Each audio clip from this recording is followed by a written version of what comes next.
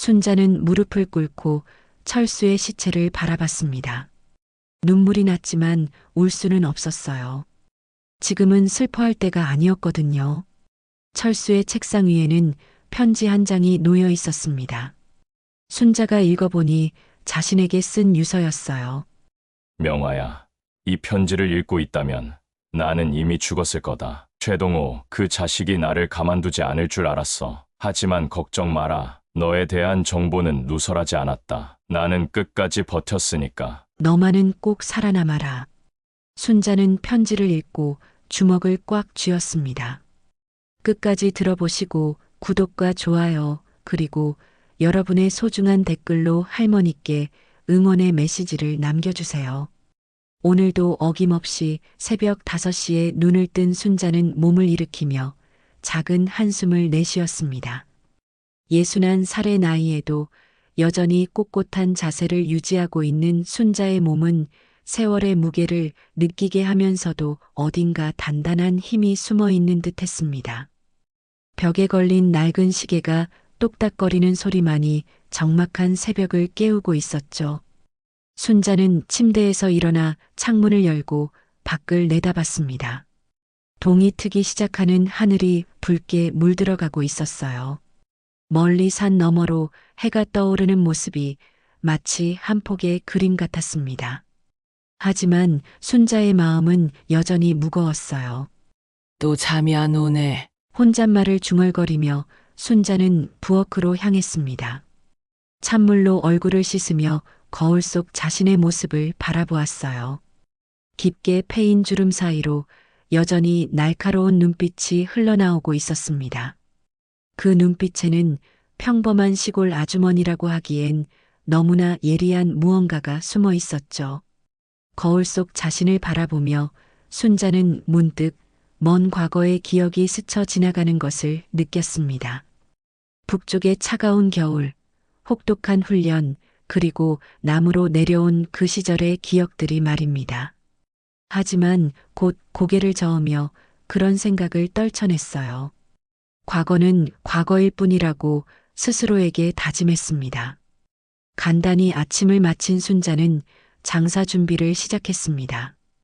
오늘은 5일장이 서는 날이었거든요. 집 뒤편에 있는 작은 창고에서 트럭을 빼내어 채소들을 하나씩 씻기 시작했습니다.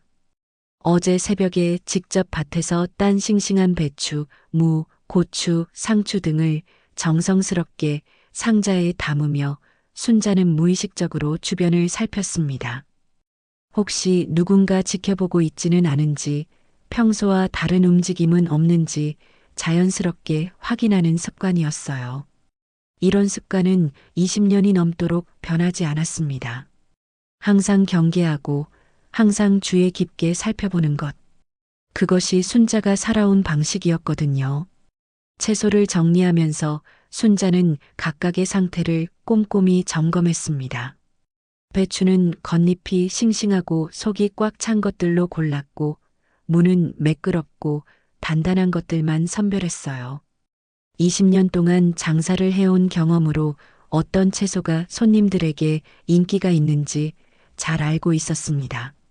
순자의 손놀림은 빠르고 정확했어요. 마치 다른 일에서도 이런 정밀함을 요구받아온 사람처럼 말이죠. 채소 하나하나를 다루는 모습에서도 남다른 신중함이 엿보였습니다. 트럭 한가득 채소를 실은 순자는 시장으로 향했습니다. 이른 아침 시골길은 한적했지만 순자는 백미러를 자주 확인하는 습관을 보였어요. 혹시 뒤따라오는 차가 있는지, 평소와 다른 움직임은 없는지 자연스럽게 확인하고 있었습니다. 이런 모습은 평범한 시골 아줌마라기보다는 마치 훈련받은 사람의 행동처럼 보였죠. 하지만 아무도 그런 것을 눈치채지는 못했습니다. 워낙 자연스러웠거든요. 운전을 하면서도 순자의 눈은 끊임없이 움직이고 있었어요. 주변 상황을 파악하고 있는 것이죠. 시장에 도착한 순자는 능숙하게 좌판을 펼쳤습니다. 20년 동안 같은 자리에서 장사를 해온 터라 모든 동작이 익숙했어요. 먼저 천막을 치고 테이블을 설치한 다음 채소들을 종류별로 정갈하게 늘어놓았습니다. 배추는 앞쪽에, 무는 오른쪽에, 고추와 상추는 왼쪽에 배치했어요. 손님들이 보기에 가장 좋은 배치였습니다.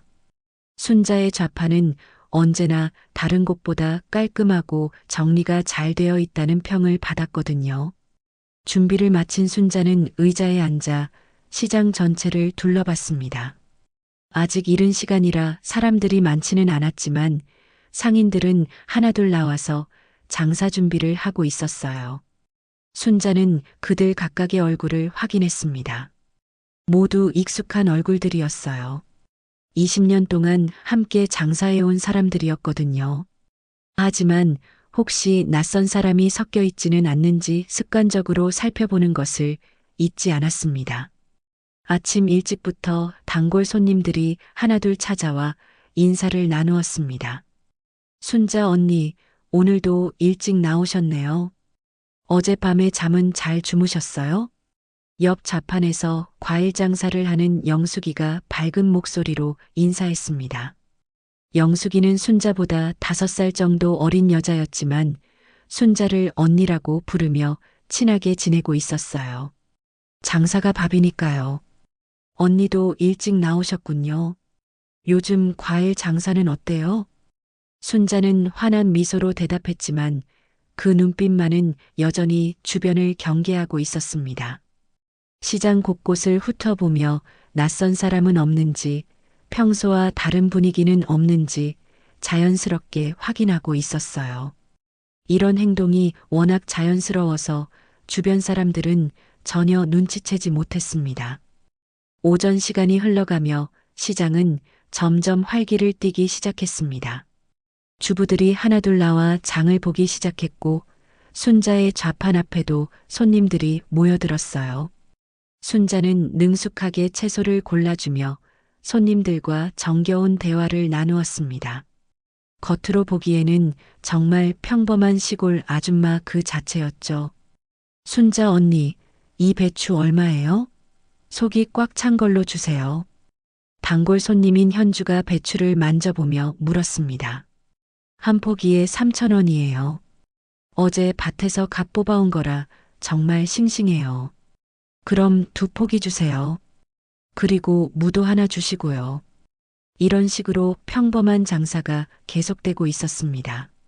순자는 손님들과 이야기를 나누면서도 계속해서 주변을 관찰하고 있었어요.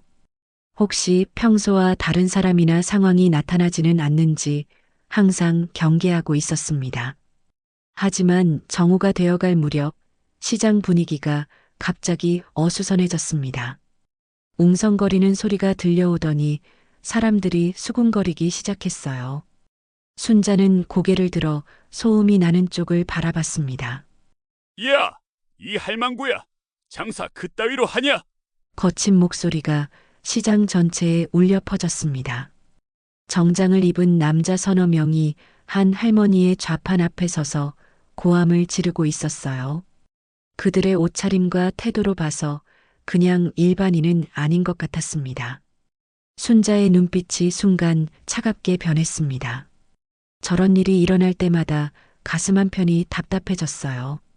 평범한 사람들이 힘없이 당하는 모습을 보면 참을 수가 없었거든요. 이 할망구 말 안 들어? 정장 입은 남자가 할머니의 좌판을 발로 차려는 순간이었습니다. 순자는 더 이상 참을 수 없었어요. 몸이 저절로 움직였습니다.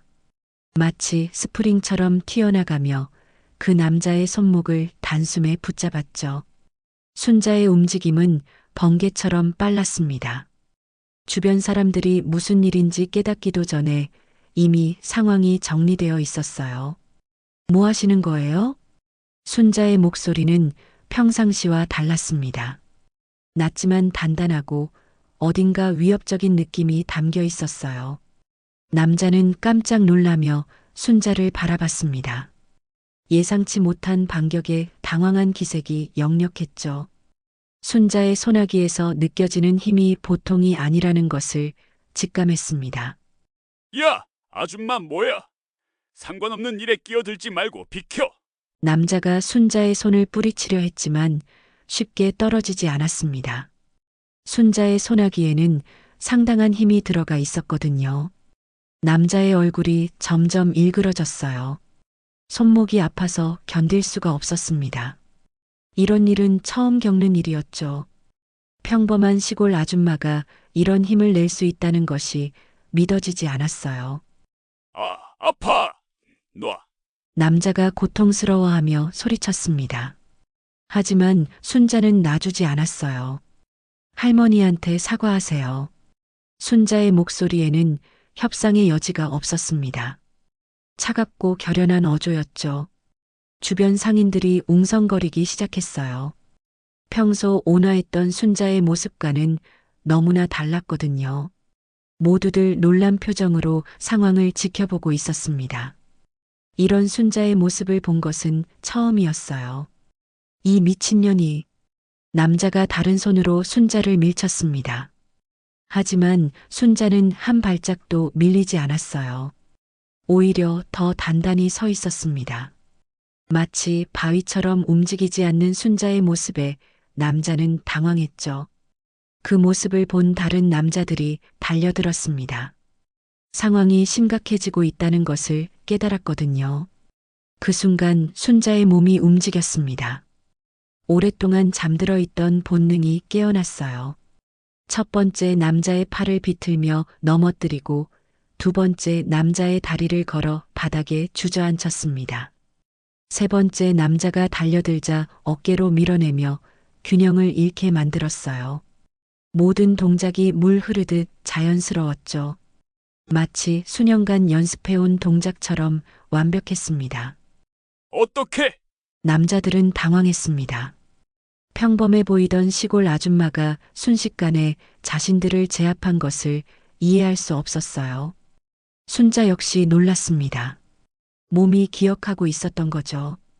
20년 전에 그 움직임들을 말입니다. 훈련받았던 그 시절의 기억이 고스란히 남아 있었던 것이었어요. 주변 사람들도 모두 입을 다물고 상황을 지켜봤습니다. 믿을 수 없는 광경이었거든요. 누구도 순자가 이런 실력을 가지고 있을 거라고는 상상하지 못했어요. 시장에서 20년 동안 함께 지낸 사람들도 처음 보는 순자의 모습이었습니다. 죄송합니다, 할머니. 순자가 차분하게 말했습니다. 남자들은 서로 눈빛을 주고받더니 황급히 자리를 떴어요. 뒤돌아가면서도 순자를 한 번씩 돌아보며 갔습니다. 그 눈빛에는 분노와 함께 의심이 섞여 있었죠. 분명히 복수를 계획하고 있는 것 같았어요. 하지만 지금 당장은 어쩔 수 없었습니다. 고맙습니다, 언니. 할머니가 떨리는 목소리로 인사했습니다. 순자는 할머니의 손을 잡으며 괜찮다고 위로했어요. 하지만 마음은 편치 않았습니다. 너무 많이 드러냈다는 생각이 들었거든요. 자신의 정체에 대한 의구심을 불러일으킬 만한 행동이었어요. 괜찮으세요? 다치신 데는 없으시죠? 순자가 할머니를 살피며 물었습니다. 할머니는 고개를 저으며 괜찮다고 했어요. 하지만 아직도 무서워하는 기색이 역력했습니다. 주변 상인들이 하나둘 다가와 순자에게 고마움을 표했습니다. 하지만 순자는 내심 불안했어요. 오늘 일로 인해 자신에게 관심을 갖는 사람들이 생길지도 모른다는 생각이 들었거든요. 특히 그 남자들이 단순히 포기하지 않을 것 같다는 예감이 들었어요. 순자 언니, 어디서 그런 걸 배우셨어요? 한 상인이 호기심 어린 눈으로 물었습니다. 순자는 어색하게 웃으며 대답했죠. 옛날에 태권도 조금 배웠어요. 하지만 그것은 거짓말이었습니다. 순자가 배운 것은 태권도가 아니었어요. 훨씬 더 실전적이고 훨씬 더 위험한 것들이었습니다. 사람을 제압하는 방법들, 그리고 필요하다면 사람을 죽이는 방법들 말이죠. 하지만 그런 것들을 말할 수는 없었습니다. 와, 정말 멋있었어요. 그놈들 완전히 되었죠. 다른 상인이 박수를 치며 말했습니다. 하지만 순자는 기뻐할 수가 없었어요. 오히려 걱정이 더 컸습니다. 오후가 되자 시장 분위기는 다시 평상시처럼 돌아갔습니다. 하지만 순자에게는 여전히 시선이 집중되고 있었어요. 사람들이 호기심 어린 눈으로 바라보고 있었습니다. 이런 관심이 부담스러웠죠. 장사를 정리하면서 순자는 계속 주변을 살폈습니다. 혹시 그 남자들이 다시 나타나지는 않을까 하는 걱정 때문이었어요. 하지만 다행히 오후 내내 그들의 모습은 보이지 않았습니다. 그날 저녁 집에 돌아온 순자는 오랫동안 거울 앞에 서 있었습니다. 거울 속의 자신이 낯설게 느껴졌어요. 20년 동안 숨겨왔던 또 다른 자신이 고개를 들고 있었거든요. 평범한 김순자가 아닌 북에서 온 리명화의 모습이 말이죠. 이제 어떻게 하지? 순자는 작은 한숨을 내쉬었습니다. 오늘 일로 인해 평범했던 일상에 균열이 생긴 것 같았어요. 더 이상 예전처럼 조용히 살 수는 없을 것 같다는 예감이 들었습니다. 그날 밤 순자는 잠을 이루지 못했습니다. 낮에 일어난 일이 계속 머릿속을 맴돌았어요. 오랫동안 봉인해 두었던 기억들이 하나둘 되살아나기 시작했거든요. 북쪽에서 보낸 그 시절의 기억들 말입니다. 순자는 침대에서 뒤척이며 천장을 바라봤어요. 어둠 속에서도 그때의 장면들이 선명하게 떠올랐습니다. 혹독한 훈련을 받던 시절, 남쪽으로 파견되던 그날, 그리고 새로운 신분으로 살아가기 시작했던 순간들 말이죠. 새벽 2시 순자는 침대에서 일어나 서랍을 열었습니다. 가장 깊숙한 곳에 숨겨둔 작은 상자를 꺼냈어요. 20년 동안 한 번도 열어보지 않았던 상자였습니다. 떨리는 손으로 뚜껑을 열자 낡은 사진 한 장이 나왔죠. 사진을 보는 순간 순자의 가슴이 두근거렸습니다. 너무나 오랜만에 보는 과거의 자신이었거든요. 사진 속에는 20살 무렵의 순자가 있었습니다. 지금과는 전혀 다른 모습이었어요. 차갑고 날카로운 눈빛, 긴장감이 감도는 표정. 그때의 순자는 김순자가 아니라 리명화였습니다. 조선인민군 특수부대 소속의 저격수였죠. 사진을 보며 순자는 그때의 기억들이 생생하게 되살아나는 것을 느꼈어요. 명화야, 너는 우리의 자랑이다. 사진을 바라보며 순자는 교관의 목소리를 떠올렸습니다. 평양의 그 훈련소에서 들었던 말들이었죠. 저격 훈련에서 항상 1등을 했던 자신에게 교관들이 했던 칭찬들 말입니다. 1000m 밖의 목표물도 정확히 맞춰내던 그 실력, 어떤 상황에서도 흔들리지 않던 정신력. 모든 것이 완벽했었죠. 순자는 사진을 다시 상자에 넣고 뚜껑을 덮었습니다. 하지만 기억은 쉽게 사라지지 않았어요. 남쪽으로 파견되어 온 목적, 그리고 그 과정에서 벌어진 일들이 생생하게 되살아났습니다. 특히 김철수와 함께 활동했던 그 시절의 기억들이 선명했어요. 둘 다 새로운 신분을 받고 남쪽 사회에 스며들어 살아가야 했거든요. 새벽이 되자 순자는 다시 일상으로 돌아가야 했습니다. 아무리 복잡한 생각이 들어도 생계는 이어가야 했거든요. 하지만 마음 한편으로는 어제 일의 후폭풍이 걱정되었어요. 그 남자들이 그냥 포기할 리는 없을 테니까요. 다음 날 아침 순자는 평소보다 더 일찍 시장에 나갔습니다. 어제 일이 있었던 곳을 피해 조금 떨어진 자리에 좌판을 폈어요. 하지만 마음은 여전히 불안했습니다. 주변을 계속 살피며 혹시 수상한 사람들이 나타나지는 않는지 경계하고 있었거든요. 평소보다 훨씬 더 예민하게 반응하고 있었어요. 순자 언니. 뒤에서 부르는 목소리에 순자는 깜짝 놀라며 돌아봤습니다. 어제 도움을 받은 할머니가 다가오고 있었어요. 손에는 작은 보따리를 들고 있었습니다. 할머니의 얼굴에는 감사의 마음이 가득했죠. 어제 정말 고마웠어요. 이거 받으세요. 할머니가 내민 보따리 안에는 직접 담근 김치가 들어 있었습니다. 순자는 정중히 사양했지만 할머니는 꼭 받으라고 했어요. 할머니의 마음을 생각하니 거절할 수가 없었습니다. 언니가 아니었으면 큰일 날 뻔했어요. 그런데 정말 어디서 그런 걸 배우셨어요? 어제 모습이 정말 대단했거든요. 할머니의 질문에 순자는 또다시 어색한 미소를 지었습니다. 거짓말을 계속할 수밖에 없었어요. 진실을 말할 수는 없는 노릇이었거든요. 그냥 옛날 일이에요. 별거 아닙니다. 순자는 대화를 빨리 끝내고 싶었어요. 이런 질문들이 계속되면 언젠가는 실수할 수도 있겠다는 생각이 들었거든요. 오전 시간은 비교적 평온하게 지나갔습니다. 단골 손님들이 찾아와 어제 일에 대해 칭찬을 했지만 순자는 그저 겸손하게 웃어넘겼어요. 하지만 내심으로는 이런 관심이 부담스러웠습니다. 평범하게 살고 싶었는데 너무 눈에 띄게 된 것 같았거든요. 오후가 되자 낯선 남자가 순자의 좌판 앞에 나타났습니다. 양복을 말끔히 차려입었지만 어딘가 위압적인 분위기를 풍기고 있었어요. 순자는 본능적으로 경계심을 느꼈습니다. 이런 사람들을 많이 봐왔거든요. 겉으로는 신사처럼 보이지만 속은 험악한 사람들 말이죠. 어제 우리 애들한테 그런 짓 한 사람이 당신이군요. 남자의 목소리는 차갑고 낮았습니다. 순자는 채소를 정리하는 손을 멈추지 않으며 대답했어요. 동요하는 모습을 보이면 안 되었거든요. 무슨 말씀이신지 모르겠는데요. 모르긴.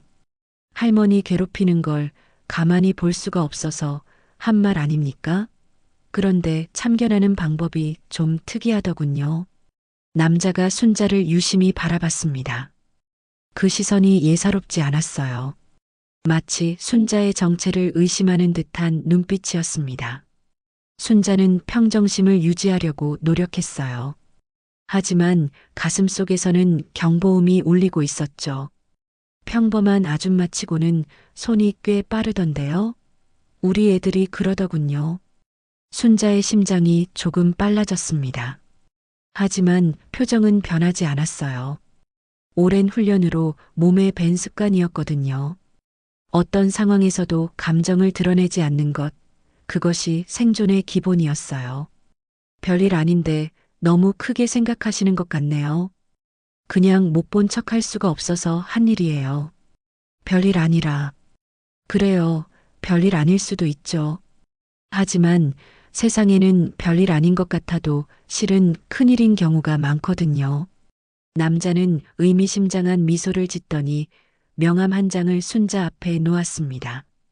대광건설 전무 박재혁이라고 적혀 있었어요.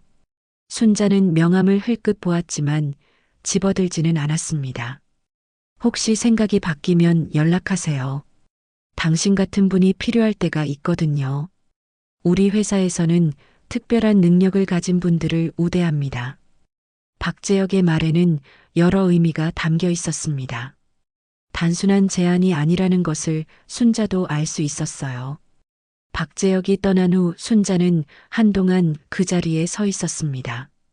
명함을 바라보며 복잡한 감정을 느꼈어요. 저 남자가 단순한 건설업자가 아니라는 것을 직감했거든요. 그리고 자신에 대해 무언가 의심하고 있다는 것도 분명했어요. 저녁이 되어 장사를 정리하면서 순자는 깊은 생각에 잠겼습니다. 평범했던 일상이 흔들리고 있다는 것을 느꼈어요. 어제의 일이 이렇게 큰 파장을 불러올 줄은 몰랐거든요. 그날 밤 순자는 박재혁에 대해 알아보기로 했습니다. 컴퓨터는 잘 다루지 못했지만 인터넷 검색 정도는 할 수 있었어요. 대광건설 박재혁을 검색해보니 여러 기사들이 나왔습니다. 순자는 하나하나 꼼꼼히 읽어봤어요. 겉으로는 평범한 건설업체 전무로 나와 있었지만 뭔가 석연치 않은 부분들이 있었습니다. 역시 순자는 작은 한숨을 내쉬었습니다. 박재혁은 단순한 건설업자가 아니었어요. 몇 년 전 폭력 조직과 연관된 사건으로 수사를 받았다는 기사가 있었거든요. 비록 무혐의 처분을 받았지만 그 배경이 심상치 않았습니다. 대광건설 자체도 의심스러운 프로젝트들을 많이 진행하고 있었어요. 순자는 자신이 위험한 사람들의 관심을 받게 되었다는 것을 깨달았습니다. 더 자세히 찾아보니 대광건설은 지역 내에서 상당한 영향력을 가진 회사였어요. 표면적으로는 건설업을 하고 있지만 뒤로는 여러 가지 불법적인 일들과 연관되어 있다는 의혹들이 계속 제기되고 있었습니다. 순자는 컴퓨터를 끄고 깊은 생각에 잠겼어요. 다음 날 새벽 순자는 평소보다 더 일찍 일어났습니다. 창밖을 내다보니 낯선 차 한 대가 집 앞에 서 있었어요. 검은색 세단이었는데 번호판이 보이지 않는 위치에 주차되어 있었습니다. 순자는 조심스럽게 커튼 사이로 차를 관찰했어요. 운전석에 사람이 앉아 있는 것 같았지만 확실하지는 않았습니다.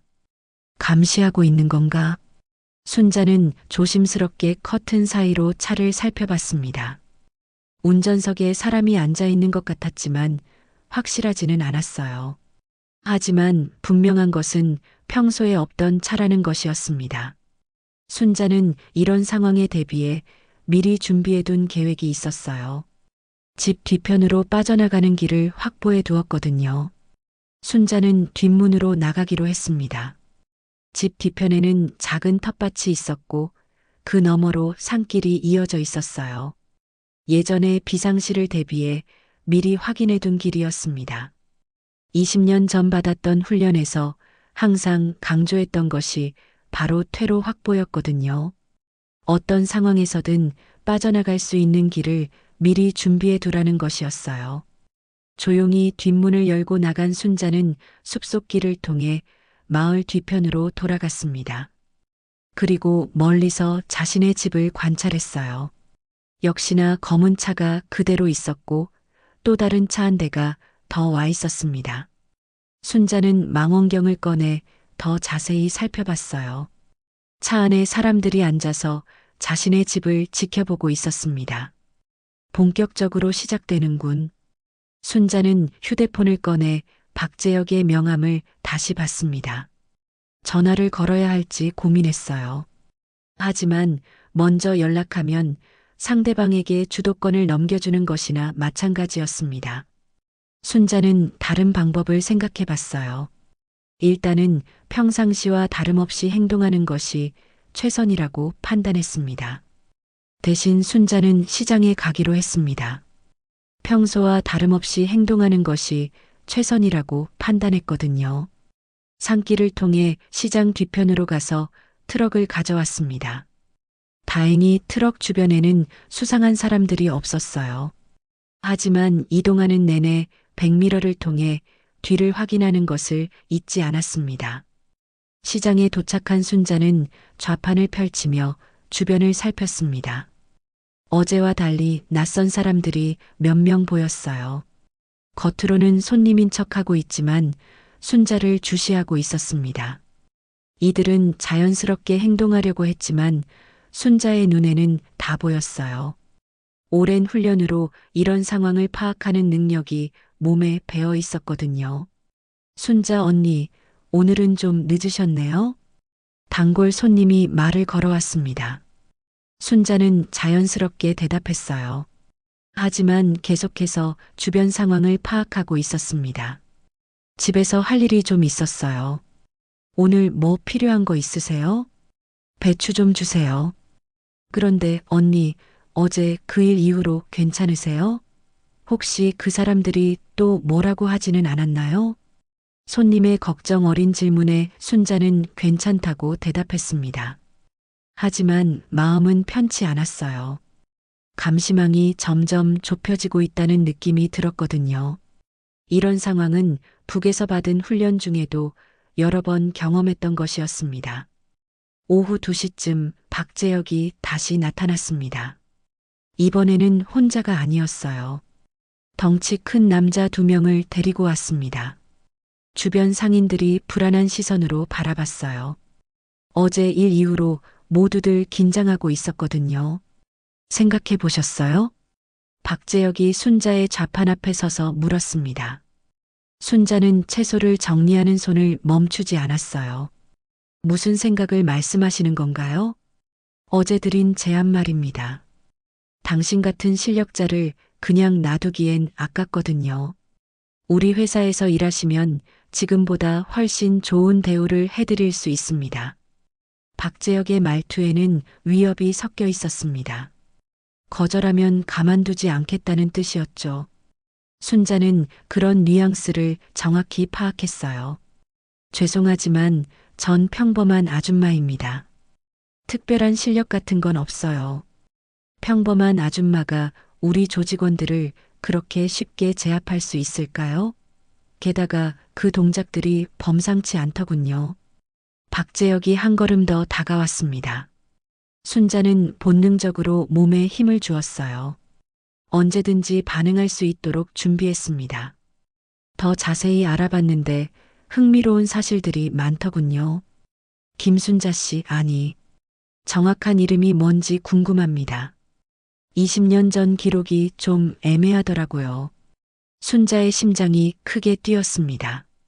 자신의 정체를 의심하고 있다는 것이 확실해졌어요. 하지만 표정만은 변하지 않았습니다. 무슨 말씀인지 정말 모르겠습니다. 전 그냥 시골에서 태어나서 쭉 여기서 살아온 사람이에요.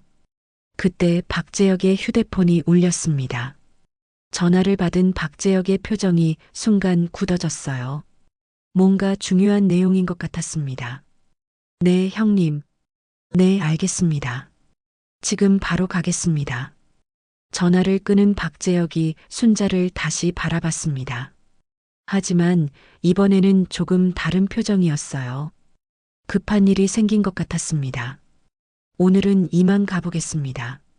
하지만 곧 다시 뵙죠. 그때까지 잘 생각해 보세요. 박재혁이 떠난 후 순자는 휴대폰 진동을 느꼈습니다. 모르는 번호에서 온 문자였어요. 순자는 조심스럽게 문자를 열어봤습니다. 오늘 밤 10시 구시청사 뒤편 공원에서 만나자. 혼자 와라. 마이너스 옛 친구. 순자는 문자를 읽고 바로 삭제했습니다. 누군지 알 것 같았어요. 20년 전 함께 난파되었던 그 사람 말입니다. 그날 밤 9시 반 순자는 집을 나섰습니다. 여전히 검은 차들이 주변에 있었지만 뒷문을 통해 조용히 빠져나왔어요. 20년 전에 익힌 기술들이 아직도 몸에 남아 있었습니다. 어둠 속에서 움직이는 방법, 소리 내지 않고 이동하는 기술, 추적자들을 따돌리는 방법까지 모든 것이 자연스럽게 되살아났어요.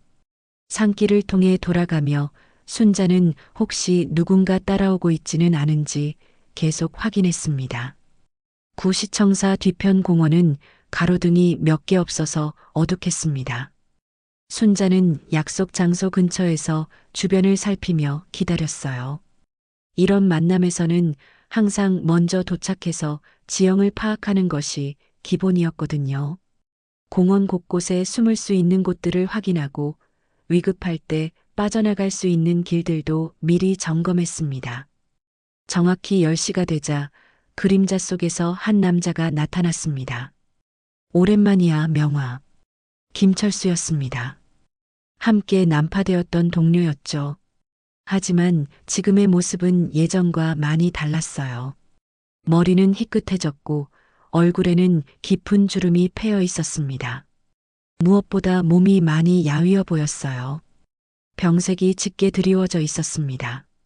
철수 오빠. 순자도 놀랐습니다. 철수가 아직 이 동네에 있을 줄은 몰랐거든요. 20년 전 임무가 끝난 후 각자 다른 지역으로 흩어졌다고 생각했었는데 말이죠. 철수의 모습을 보니 마음이 아팠어요. 세월이 많이 흘렀다는 것을 실감할 수 있었습니다. 너도 여기 정착했구나. 나는 줄곧 여기 있었어.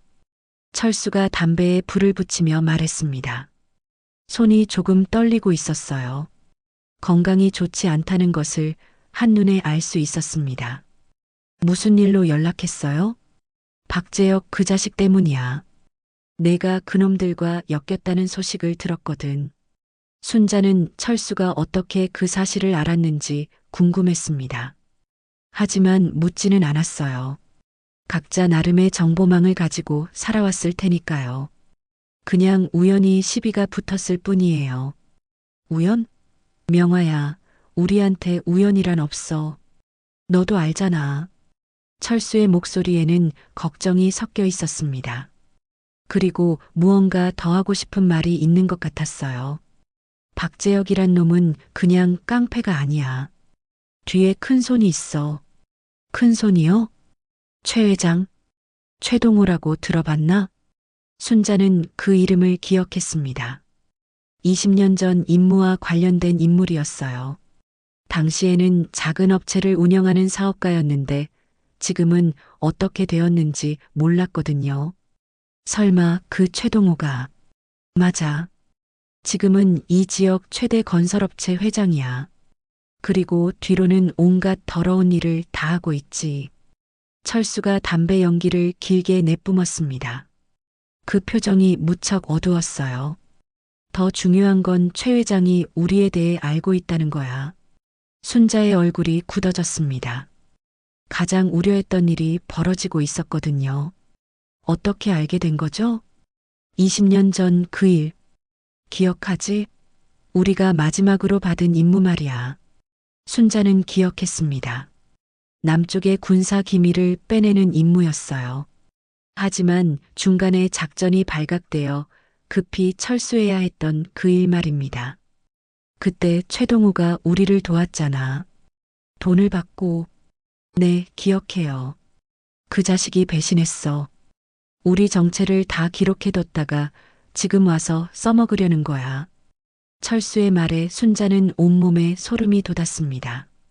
20년 동안 평범하게 살아온 일상이 한순간에 무너질 수 있는 상황이었거든요. 그럼 어떻게 해야 하죠? 최 회장을 만나야 해. 협상을 하든 뭘 하든 일단 직접 만나봐야 상황을 파악할 수 있어. 철수가 순자에게 작은 쪽지를 건넸습니다. 내일 밤 8시 이 주소로 와. 최 회장이 너를 기다릴 거야. 순자는 쪽지를 받으며 물었습니다. 오빠는 어떻게 할 거예요? 나는 이미 끝난 사람이야. 병원에서 시한부 판정을 받았거든. 철수의 고백에 순자는 말을 잃었습니다. 그래서 더 이상 잃을 게 없어. 하지만 너는 달라. 아직 살아야 할 이유가 있잖아. 철수가 어둠 속으로 사라지기 전에 마지막으로 말했습니다. 조심해, 명아. 최동우는 우리가 생각했던 것보다 훨씬 위험한 놈이야. 혼자 남은 순자는 한동안 그 자리에 서 있었습니다. 20년간 쌓아올린 평범한 삶이 무너져 내리는 소리가 들리는 것 같았어요.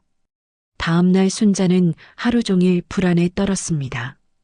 시장에 나가 장사를 했지만 마음은 온통 저녁 약속 생각뿐이었어요. 최동우를 만난다는 것이 어떤 의미인지 너무나 잘 알고 있었거든요. 20년 전에도 그는 위험한 인물이었는데 지금은 얼마나 더 강해졌을지 상상하기도 어려웠습니다. 순자는 채소를 정리하면서도 손이 자꾸 떨리는 것을 느꼈어요. 이런 긴장감은 정말 오랜만이었습니다. 순자 언니, 오늘 왜 그렇게 멍하세요? 단골 손님이 걱정스러운 표정으로 물었습니다. 순자는 괜찮다고 대답했지만 속으로는 계속 시계를 확인하고 있었어요. 시간이 갈수록 긴장감이 높아졌습니다. 마치 처형장으로 끌려가는 죄수 같은 기분이었어요. 괜찮아요. 그냥 잠을 좀 못 잤네요. 요즘 날씨가 변해서 그런가 봐요. 하지만 손님도 순자의 평소 모습과 다르다는 것을 느꼈을 거예요. 항상 밝고 활기찬 모습이었는데 오늘은 어딘가 침울해 보였거든요. 순자는 일부러 더 밝게 웃으려고 노력했지만 쉽지 않았습니다. 오전 내내 순자는 집중할 수가 없었어요. 손님들과 대화를 나누면서도 머릿속으로는 계속 최동호와의 만남을 생각하고 있었습니다. 그가 무엇을 요구할지, 자신은 어떻게 대응해야 할지 온갖 시나리오들이 머릿속을 스쳐 지나갔어요. 하지만 어떤 시나리오도 좋은 결말은 아니었습니다. 점심시간이 되자 순자는 식사도 제대로 할 수 없었어요. 목구멍으로 음식이 넘어가지 않았거든요. 물만 조금씩 마시며 시간을 보냈습니다. 주변 상인들이 점심을 먹으며 담소를 나누는 모습이 평화로워 보였어요. 하지만 순자에게는 그런 평화가 너무나 멀게 느껴졌습니다. 오후가 되자 박재혁이 또다시 나타났습니다. 이번에는 혼자였어요. 평소보다 더 여유로운 표정을 짓고 있었습니다. 마치 무언가 확신을 가진 사람처럼 보였어요. 그의 걸음걸이에서도 자신감이 엿보였습니다. 오늘 저녁 시간 있으시죠? 박재혁이 의미심장하게 웃으며 말했습니다. 순자는 그가 이미 모든 것을 알고 있다는 느낌을 받았어요. 더 이상 숨길 필요도 없다는 듯한 태도였습니다. 무슨 말씀이신가요? 회장님이 뵙고 싶어 하신다고 전해드렸는데 못 들으셨나요? 아, 그러고 보니 어젯밤에 누군가와 만나셨다고 들었는데요. 박재혁의 말에 순자는 깜짝 놀랐습니다. 철수와의 만남까지 알고 있다는 뜻이었거든요. 감시가 생각보다 훨씬 철저했던 것 같았어요. 순자는 더 이상 모르는 척할 수 없다는 것을 깨달았습니다. 철수와의 만남으로 이미 상황이 많이 진전되었거든요. 이제는 정면 승부를 해야 할 때였어요. 어디서 만나나요? 현명한 선택이시군요. 주소는 이미 받으셨을 테고요. 회장님께서 많이 기다리고 계십니다. 박재혁이 만족스러운 표정을 지으며 말했습니다. 그리고 시계를 보더니 덧붙였어요. 시간은 8시입니다. 늦지 마세요. 회장님은 시간 약속을 중요하게 생각하시거든요. 박재혁이 떠난 후 순자는 장사를 정리하고 집으로 돌아갔습니다. 평소보다 훨씬 일찍 좌판을 정리했어요. 다른 상인들이 의아하게 바라봤지만 순자는 아무 말도 하지 않았습니다. 저녁을 먹을 수도 없었어요. 속이 뒤틀리는 것 같았거든요. 이런 긴장감은 20년 만에 처음 느끼는 것이었습니다. 집에 돌아온 순자는 옷을 갈아입었습니다. 평소보다 좀 더 정중한 옷차림을 선택했어요. 거울 앞에 서서 자신의 모습을 바라보니 마치 전장에 나가는 전사 같은 기분이었습니다. 아니, 실제로도 그런 상황이었죠. 7시 반, 순자는 철수가 알려준 주소를 찾아갔습니다. 시내에서 조금 떨어진 곳에 있는 고급 한정식집이었어요. 겉으로는 평범한 식당 같았지만 주차장에 세워진 고급 차들을 보니 예사로운 곳이 아니었습니다. 벤츠, BMW, 아우디 등 비싼 차들이 즐비하게 늘어서 있었어요. 각 차량마다 운전기사들이 대기하고 있는 것으로 봐서 정말 큰 손들이 모이는 곳인 것 같았습니다. 김순자 씨시죠? 안으로 들어가세요. 입구에서 양복 입은 남자가 순자를 안내했습니다. 그의 태도는 정중했지만 어딘가 경계하는 느낌이 들었어요. 순자를 호위하는 것인지 감시하는 것인지 애매했습니다. 식당 내부는 고급스럽게 꾸며져 있었어요. 한국 전통 미술품들과 골동품들이 곳곳에 진열되어 있었습니다. 식당 안쪽 개별실로 들어가니 한 남자가 앉아 기다리고 있었어요. 등을 돌리고 앉아 있어서 얼굴은 보이지 않았지만 분위기만으로도 범상치 않은 인물이라는 것을 알 수 있었습니다. 최동호였습니다. 20년 전과는 많이 달라져 있었지만 여전히 날카로운 눈빛은 그대로였어요. 머리는 완전히 하얗게 새었고 얼굴에는 권력자 특유의 위엄이 서려 있었습니다.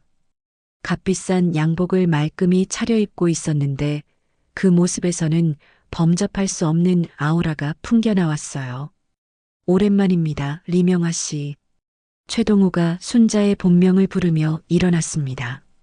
순자는 놀라지 않으려고 애썼지만 가슴이 두근거렸어요. 지금은 김순자입니다. 그렇죠. 20년 동안 잘 숨어 지내셨더군요. 최동호가 순자에게 자리를 권했습니다. 테이블 위에는 이미 음식들이 차려져 있었어요. 고급스러운 한정식이었지만 순자는 먹을 생각이 전혀 들지 않았습니다. 바로 본론으로 들어가죠. 시간이 소중하니까요. 최동호가 찻잔을 들며 말했습니다. 당신이 북에서 온 공작원이라는 사실을 저는 20년 전부터 알고 있었습니다. 최동호의 말에 순자는 침묵했습니다. 부인해봤자 소용없다는 것을 알았거든요. 이미 모든 카드가 상대방 손에 있는 상황이었어요. 그때는 서로 필요에 의해 거래했죠. 하지만 지금은 상황이 다릅니다.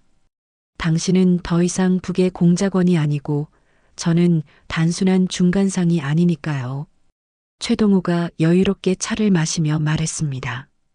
그의 태도에서는 완전한 우위를 점하고 있다는 자신감이 엿보였어요. 무엇을 원하시는 건가요? 간단합니다.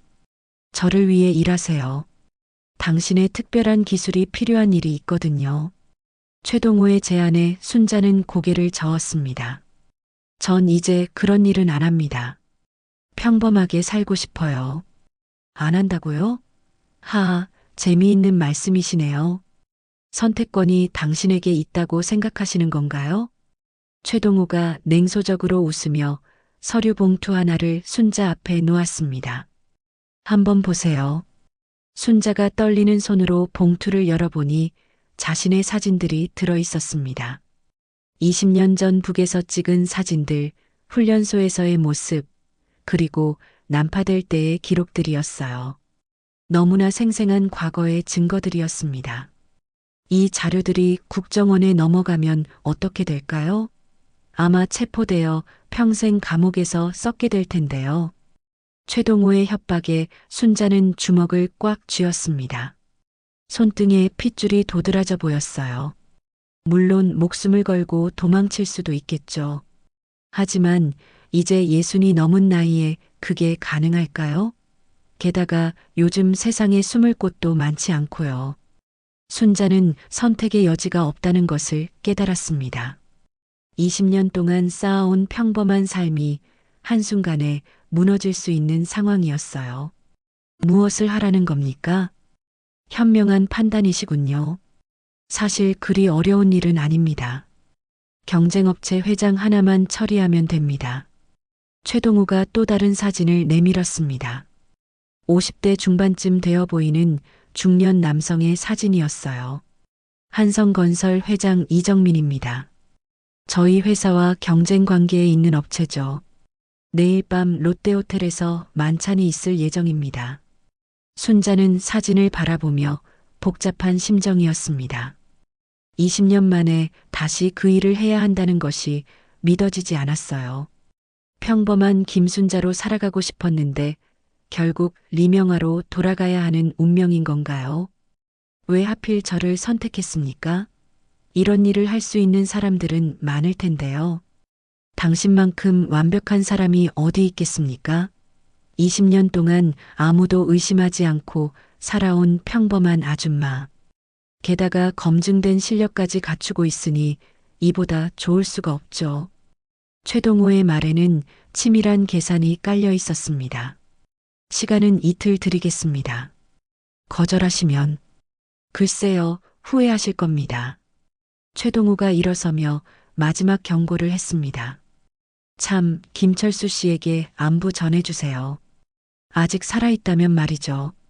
그 말에 순자의 얼굴이 하얗게 변했습니다. 철수에게 무슨 일이 일어났다는 뜻인가요?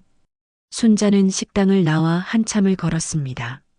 마음이 너무 복잡해서 집으로 바로 갈 수가 없었어요. 최동호의 마지막 말이 계속 머릿속에 맴돌았습니다. 철수에게 무슨 일이 생긴 건 아닐까 하는 불안감이 밀려왔거든요. 휴대폰을 꺼내 철수에게 전화를 걸어봤지만 연결되지 않았습니다. 문자도 마찬가지였어요. 순자는 걱정이 되어 철수가 사는 곳으로 향했습니다. 철수의 집은 시내에서 조금 떨어진 낡은 연립주택가에 있었습니다. 20년 전 헤어질 때 서로의 연락처만 간단히 주고받았었는데 그때 받은 주소 그대로였어요. 집 앞에 도착한 순자는 이상함을 느꼈습니다. 불이 꺼져 있는 것은 물론이고 대문이 조금 열려 있었거든요. 철수는 워낙 조심스러운 성격이어서 문을 열어둘 리가 없었는데 말이죠. 철수 오빠?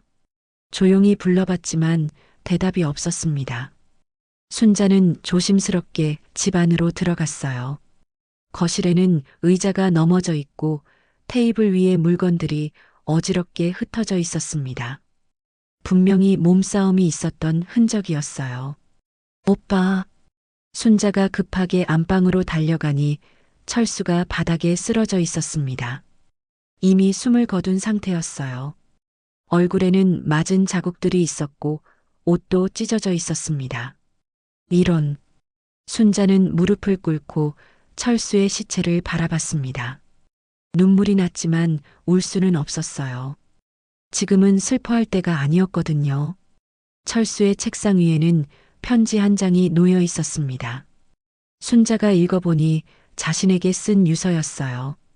명화야, 이 편지를 읽고 있다면 나는 이미 죽었을 거다. 최동우 그 자식이 나를 가만두지 않을 줄 알았어. 하지만 걱정 마라. 너에 대한 정보는 누설하지 않았다.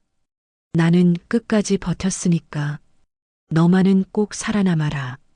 순자는 편지를 읽고 주먹을 꽉 쥐었습니다. 분노가 치밀어 올랐어요. 철수는 이미 죽어가는 몸이었는데도 최동호는 그를 가만두지 않았던 겁니다. 그때 집 밖에서 차 소리가 들렸습니다. 순자는 재빨리 뒷문으로 빠져나갔어요. 담장 너머로 보니 검은 승용차에서 남자들이 내리고 있었습니다. 늦었네. 이미 누군가 다녀간 것 같은데? 괜찮아.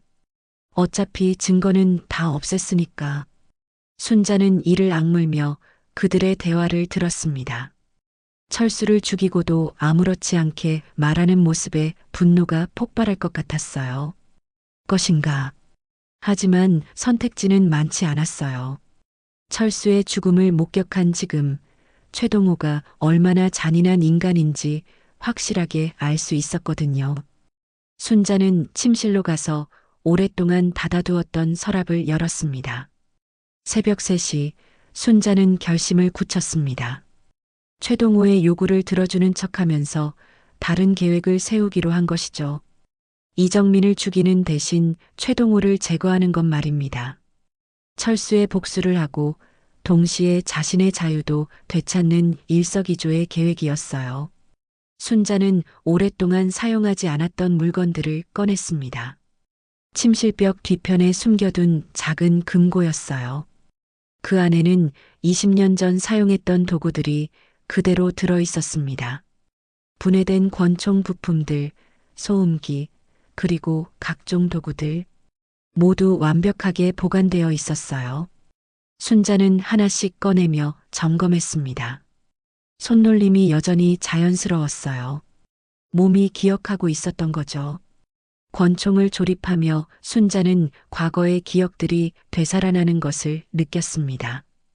차가운 금속의 촉감, 정교한 부품들이 맞아떨어지는 소리, 완성된 무기의 무게감, 모든 것이 낯설지 않았어요. 마치 어제 사용했던 것처럼 자연스러웠습니다.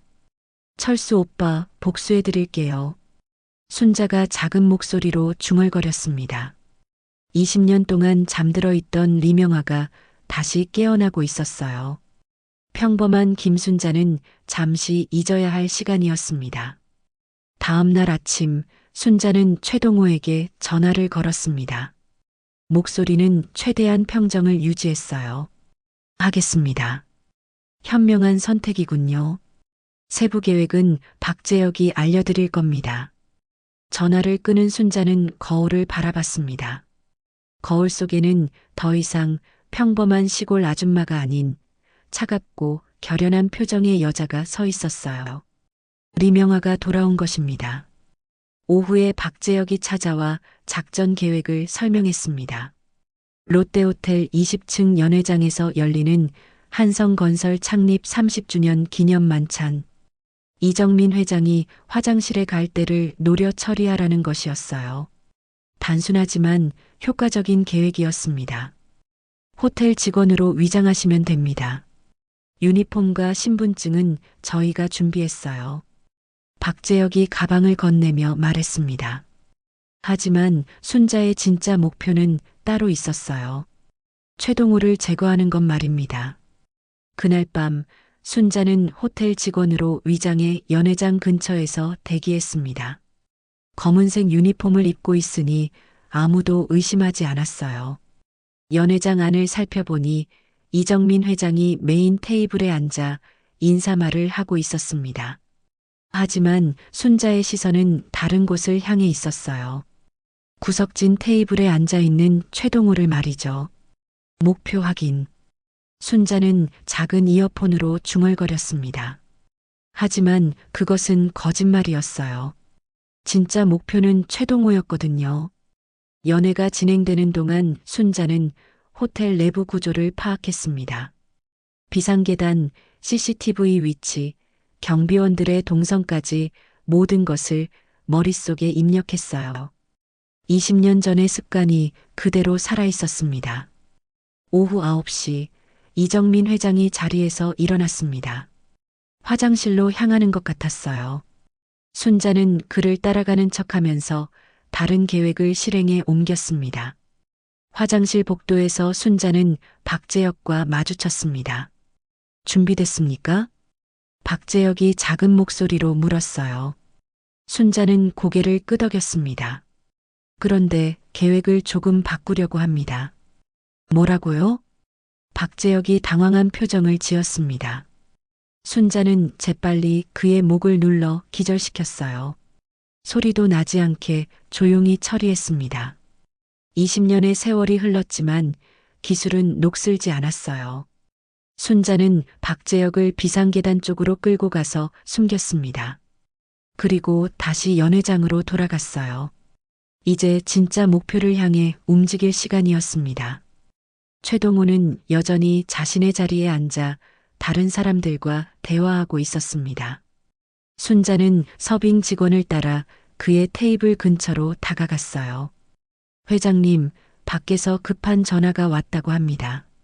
순자가 최동호에게 작은 목소리로 말했습니다.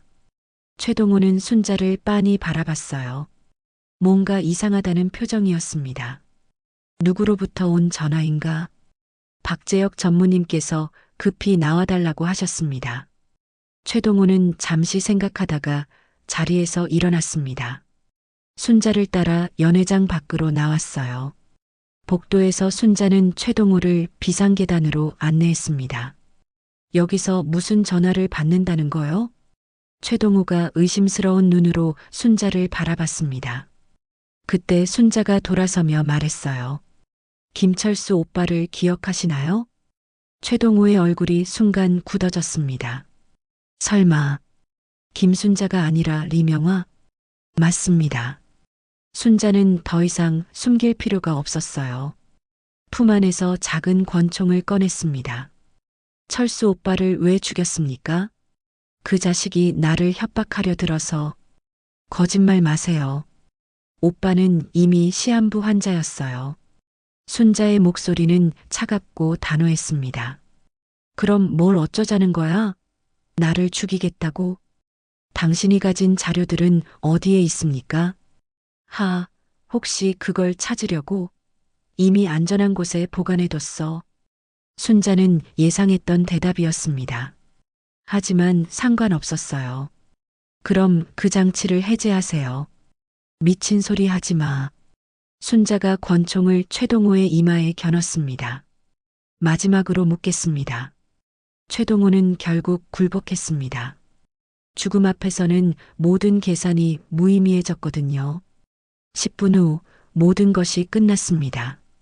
순자는 최동호가 알려준 곳에서 자료들을 폐기했어요. 20년간의 족쇄가 마침내 풀린 것이었습니다. 다음 날 신문에는 작은 기사가 실렸습니다. 건설업계 거물 최동우 회장 심장마비로 사망. 시장에서 다시 시작된 일상. 순자는 여전히 평범한 아줌마였지만 이제는 진짜로 자유로웠어요. 순자 언니, 기분이 좋아 보이시네요. 그런가요? 날씨가 좋아서 그런가 봅니다. 순자가 환하게 웃으며 대답했어요. 정말로 오랜만에 맑은 하늘을 보는 기분이었습니다.